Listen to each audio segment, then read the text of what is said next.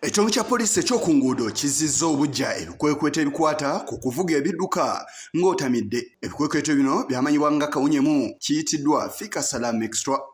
Okusinza ku mwogezi wa poliisi ey'oku nguudo Nalwo Lwakukwatibwaako obubenje buyitiridde okubalukawo nga kye kibawaliriza okuzza obuggya ebikwekweto bino okulaba nga omuwendo gw'obubenje gukendeezebwa. Muno bakukozesa buli kimu omuli ne kamera ez'oku nguudo. Ebikwekweto bino tebijja kubanga bitunula ku operations etwogeddeko ez'okuvuga endiima n'okuvuga nga tutamidde, naye ate tujja kubanga tulaba ku misango emirala ey'enjawulo ekolebwa ku makubo gano, naddala abo bonna abavugisa ekimama, bano abavuga nga bayisa obubi, abayisiza mu makoona, abayisiza ku climbing lanes, ne bano abayisa nga mu maaso waliyo emmotoka nyingi. Kananula ayogedde n'ebimu ku bibonerezo ebiweebwa abo bonna abanaagwa mu bufu bwabwe. Atiddwa nga anywedde omwenge, etteeka liragira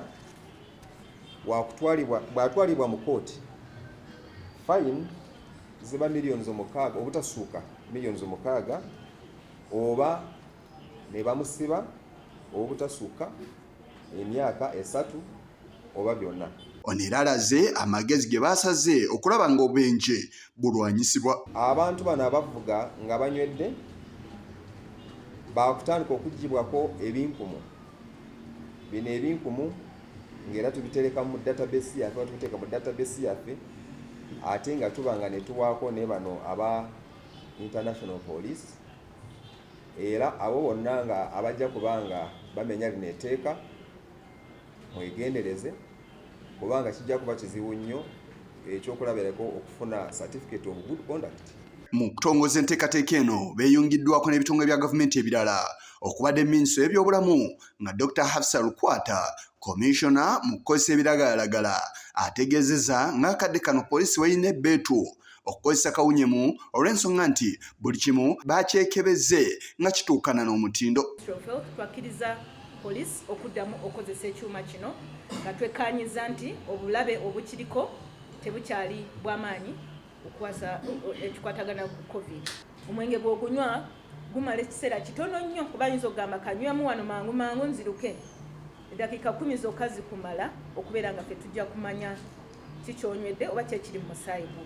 Mu buufu bwe bumu n'omwogezi w'ekitongole kya UNRA Entebbe alabudde abakozesa enguudo okwegendereza emisinde gye bakozesa olw'ensonga nti baakukwatibwa. Ono era n'abakozesa oluguudo lwa expressway abalabudde nga bwe batateekeddwa kweyibaala. Ate bw'oba ova ku luguudo olwo kendeza ku speed paka ku kilomita 4, kubanga ate gyodda si lwaki si luguudo lwe lumu.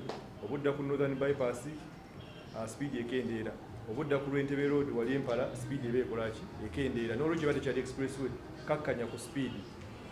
Ate agoberera ekyo twatandise ekikwekweto kyatandise ku luguudo olwo, bangi baweereddwa engasi ey'okuvuga endiima. Bali balowooza tukwatira wali ku expressway nyini, wano wofulumira we tukwatira, tugamba ssebo baayo kyokola ki kyowa gavumenti kitandyagadde. Operation si yakubajjamu nsimbi naye tukooye obubenje obusukkiridde ku luguudo olwo. Kentalo Pamela munnamateeka wa traffic naye alambuludde etteeka lye bagoberera kye litegeeza. Alcohol level for a driver of a vehicle other than a PSV or an ambulance is 25 milligrams of alcohol in 100 milliliters of blood, and while that of a driver of a PSV or an ambulance is 10 milligrams of alcohol in 100 milliliters of breath.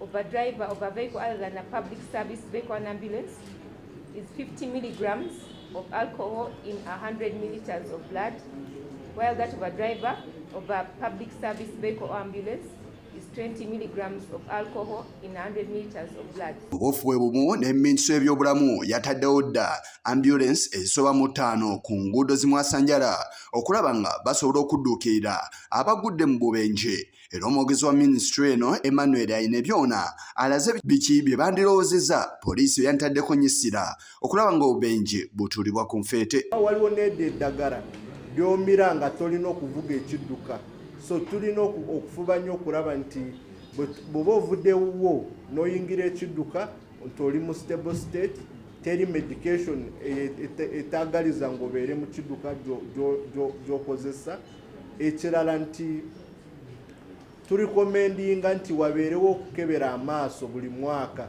Okusinza kwa lipoota ziraga nti abantu abasoba mu kakadde akamu n'emitwalo 35 be bafiira mu bubenje ate abalala kakadde kamu n'ekitundu bakosebwa ng'abantu 12 be bafa buli lunaku. Kigongo ku lwa Channel 44 Olekulo.